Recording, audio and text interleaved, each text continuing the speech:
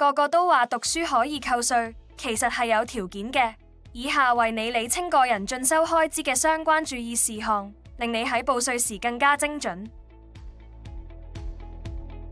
首先，個人進修開支必須同你嘅職位有關，意味住只有嗰啲為咗取得或者維持你嘅受僱工作所需資格而支付嘅學費或者相關開支，先能夠被列入扣稅範圍。因此，若你嘅進修課程無法直接同你嘅工作相連，呢啲費用都無法享受扣稅優惠。例如，參加一般興趣班嘅費用唔會被扣除，因為非同受僱工作有關嘅正式課程。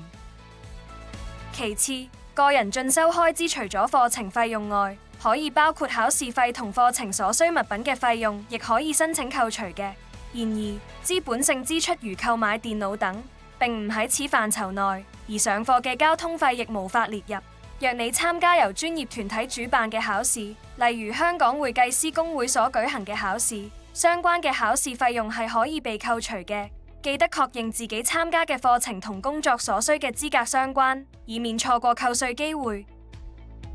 喺自修方面，如果你因自修而支付嘅開支，例如書籍費用，呢啲支出都無法扣除，因為稅務條例明確指出，只有同指定教育課程有關嘅開支先可被納入扣稅對象。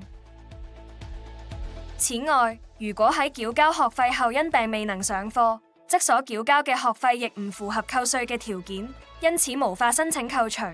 另外，當你喺課稅年度繳交嘅學費中有部分由其他機構如持續進修基金退還時，對你嘅稅務扣除可能會產生影響。若你嘅僱主已將呢筆款項報告為收入，則你應喺稅務表中申請扣除全額學費。相反，若未報告，則只能申請扣除淨額。